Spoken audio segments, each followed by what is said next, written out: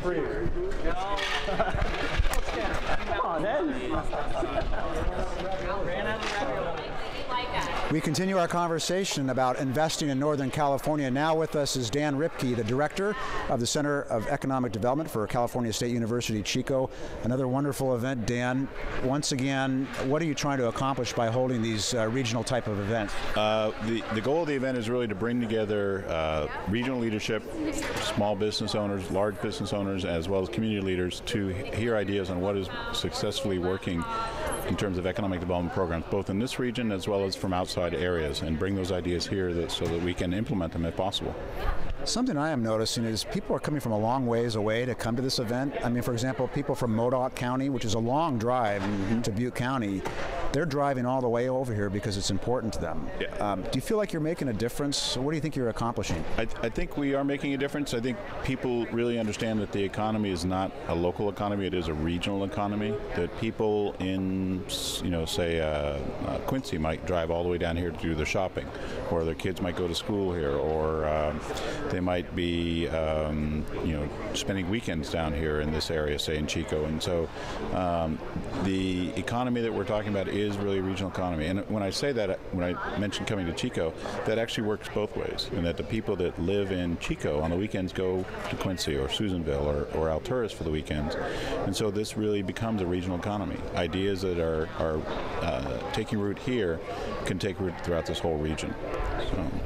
Now I want you to imagine I'm an investor or a global business person overseas, and I'm looking at Northern California.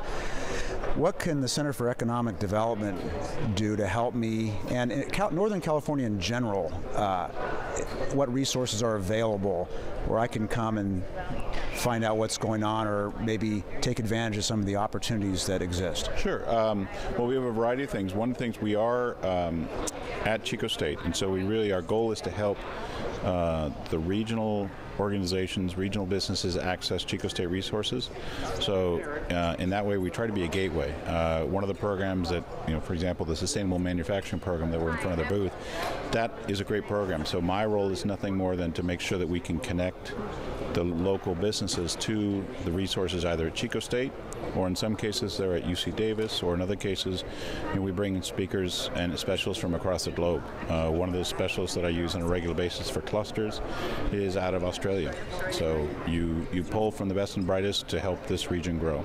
Well, how important is the global or international economy to your goal? It is really important. I mean, one of the things, the topic of reshoring, bringing manufacturing back, we were hurt a lot back in the late 70s and early 80s by some of the movement of manufacturing. There was the drive to keep costs low, and so manufacturing was pushed overseas back in particularly the 80s as people went for the lowest cost location. People moved manufacturing from urban areas like LA and San Francisco to places like the North State, and so manufacturing was brought to Oroville, for example. And then when the costs got lower in places like Japan and in Korea and then to India and other places, those jobs went overseas. Well, the fact is that I refer to it as the osmosis effect, and that the flow of work has gone overseas, the cost has gone up overseas, and now we're seeing the flow of work and projects coming back to this country. So we're seeing the low-cost leader in terms of places to manufacture goods is, in fact, the United States now, as well as a better location in a lot of cases for talent.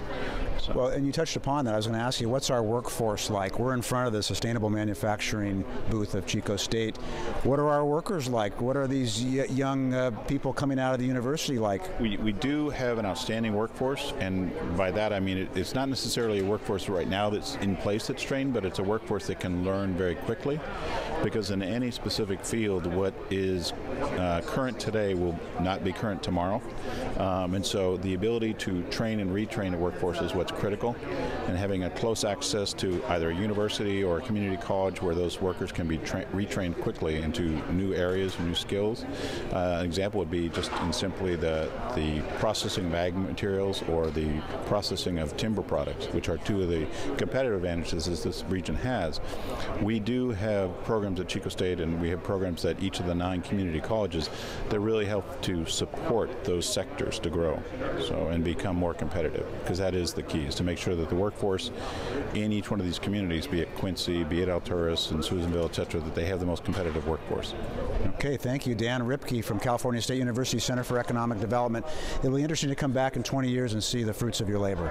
Well, hopefully before that. All right, thanks, Dan. Thanks, Appreciate it. Cool. Really, so that was 2 years ago, and that part is posted this year.